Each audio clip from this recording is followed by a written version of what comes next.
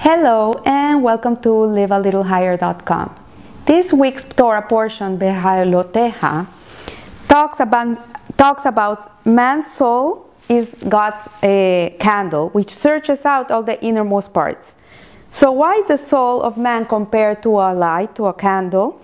And the Alter Rebbe explains in the Tanya that all of physical existence is in survival mode. The animals, the plants, humans, all of us are always trying to survive.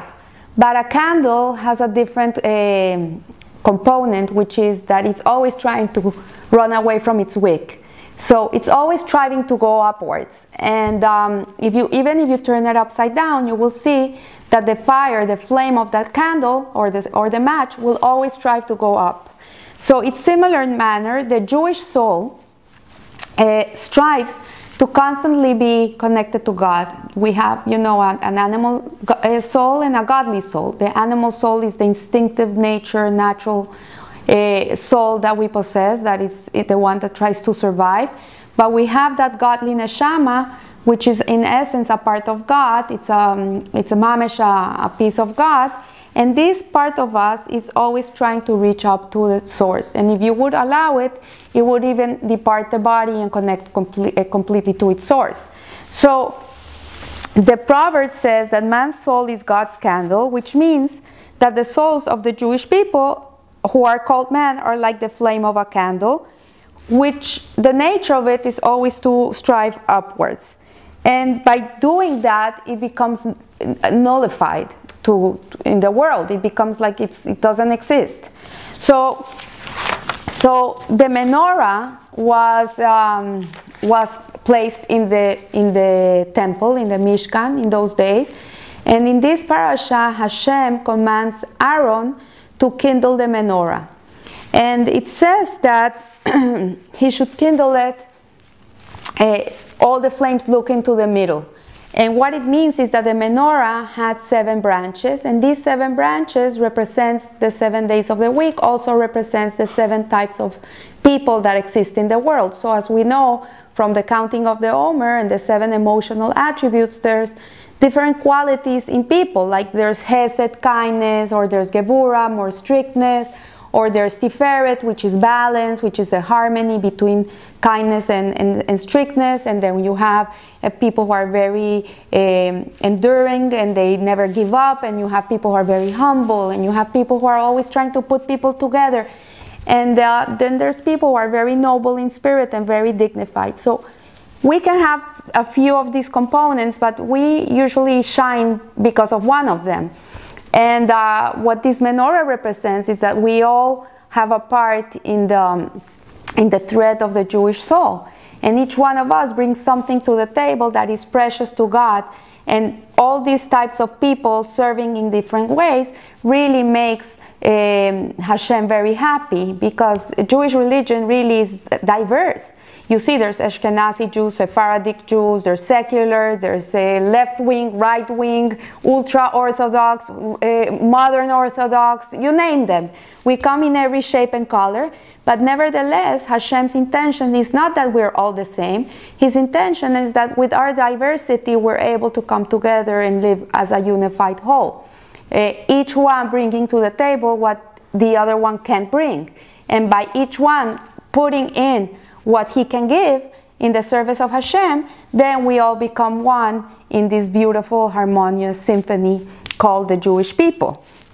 So here, Rabbi Zalman of Liadi explains that one person may serve Hashem with love, and another that flows like water, and another person can be fiery and can be very passionate and pulsating with love, and another person can be a learner, and another person can be a doer. So the service, by keeping uplifted, as our sages have said in the Mishnah, all of Israel are princes, and as the verse states, and his heart was uplifted in the way of God, there is also godly service by ways of lowliness. So even if a person is not in a high spiritual level, he also serves in his way, in his level. So maybe it's a person that suffers from depression, and the rest of the family is suffering in this way. This person is also serving in the way that the people around them learn compassion, learn empathy, learn to have a kindness towards someone that is suffering, that's struggling.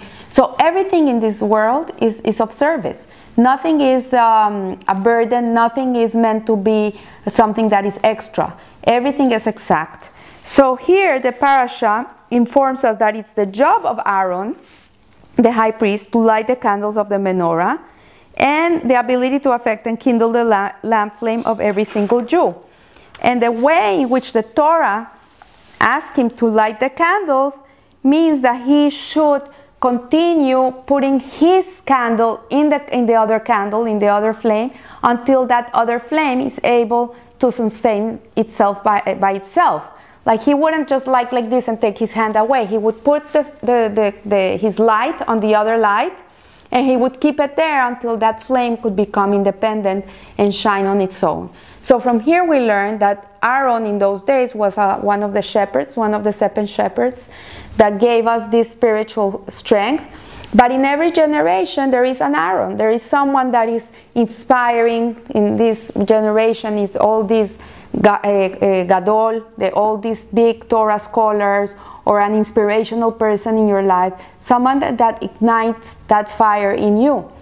And the person's job is to keep the flame in your flame until your flame can be sustained by its own. And this is the job of a lamplighter. And it says here that the Rebbe, there's a beautiful story that when the Prime Minister of Israel, Menachem Begin, in 1977 came to the United States to meet with the President Jimmy Carter, the Lubavitcher Rebbe had an audience with him and with one of his ministers, who was Yehuda Avner, Mr. Yehuda Avner. And when they were sitting with him, the Rebbe was explaining to them that this concept, that he asked him, what do you do, Rebbe? What do you do all day? So he said, I light souls. That's my job. I light souls. And so Yehuda Avner, when they stopped talking and the meeting was over and got up to leave, he asked the Rebbe, did you light my soul? Were you able to light my soul? And the Rebbe answered, no, that's your job. I give you the match, but it's your job to keep shining. So the Baal Shem Tov explained it like everybody has a switch inside. Everybody has a switch inside that has to be turned on to divinity, to godliness. But the job of maintaining that switch on is the job of each one of us. Each one of us has to be completely working on being inspired and being connected to God every day of our lives. So the question here would be, how do we accomplish this? How can we be always on fire? How can we maintain ourselves bright and not let that fire come down? So the Rebbe explains that the way to do it is that we have to accustom ourselves to maintain ourselves like that it becomes a habit. Even if at the beginning it's hard for us to acquire certain characteristics that maintain us connected to Hashem, we have to fake it till we make it. So for example, if you decide, okay, you know what, I need to do something more, I need to do something that will connect me to Hashem, and suddenly you say, okay, I'm gonna stop eating non-kosher food. I'm never gonna eat non-kosher food again. At the beginning it's very hard. You still have the taste of the shrimp in your mouth. You remember how delicious they were. But if you start looking at them like they're not edible, they're not edible, they're not for me, they're not for me, I cannot eat them, they're not for me, it's gonna come to a point where this is gonna become natural in you. Because human beings, really, we're animals of habit. We acquire habits, and that's how we live. So when we shed these animalistic habits and we acquire instead godly desires and godly habits, that we work on them, even if they're hard. For example, prayer is something that is very hard. Someone that's even for the most learned person, to keep praying and be connected and be able to maintain the kavanah, the intention, and the right thoughts at the moment of prayer is very hard. But if a person says, okay, I'm going to start praying, I'm going to do the Shema Israel every day of my life, every morning, the minute I wake up, I'm going to start doing Shema Israel. I'm going to start doing this. Or the Modéani prayer, thank you Hashem that you brought my soul back to me. And at the beginning it's going to be mechanical and it's not going to be natural. And you have to fake it till you make it, but at one point it's going to become part of you. And the minute you wake up and you open your eyes, like you cannot survive the rest of the day if you don't do what you do every day. It becomes part of your habit. So this is the way in which we maintain our fire burning, and we keep on going. And sometimes we fall. Sometimes things happen that take us out of our comfort zone, that put us to the test, that we say, why did God do this to me if I'm going in the right track? And really you have to look at it, Hashem is giving you an opportunity to keep on burning. It's not to turn you down, it's not to shut you off, it's to give you more strength and more power to continue in the Avodat Hashem. So here is where our training pays off. A person who has been immersed in the inspiration again and again and has worked on himself to continuously work on being ignited, eventually will be able to conquer the apathy and the oppression and the duality of the feelings of being connected and being disconnected. So let us train ourselves to think as our mentors would think. This is another step, a higher step. So all of us have teachers, have mentors, we're taking classes, we're learning, we're reading books of inspirational people who are been there, done that, and that know a lot of Torah and have a lot of knowledge on how to live a Torah life. So we should take the knowledge that we have absorbed by all these classes and all this learning and make it part of ourselves. And then when we're confronted with the situation, we should come to the point where we can ask ourselves, what does Hashem want from me? What would my Rebbe do about this? What would this person that is so knowledgeable and so holy act?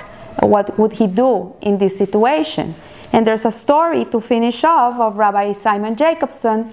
Him and his brothers, they were, when they were younger, they had a photographic memory. And they used to sit with another group of kids next to the Rebbe Lubavitch, Menachem Mendel Schneerson of blessed memory, in the 770 on Shabbat. And they used to listen to all his sihas, all his sermons. And they used to memorize word by word of what the Rebbe used to say, and after Shabbat they would sit down and write everything so it would be recorded. And precisely on the transcribing of the Siha of this parasha of Beha'alotecha in the year 1991, they came upon some questions and they went to the Rebbe because they needed to understand certain things he said in a better way. And they came to him to ask the questions, and the answer he gave them was another question. And he said to them, how can I answer these questions if the whole point of the talk is that we must be as a flame that rises upon its own? So the whole purpose of the kindling of the menorah by Aaron and our own personal menorahs in our days is that we should be inspired and live inspired and continue being inspired and looking for that inspiration. It's our job to keep it going, and eventually we will be able to stand on our own and be able to be a flame that can light another flame in this world. And in this way, we for sure will live a little higher. So I wish you a good and blessed week, and I'll see you next week. Thank you.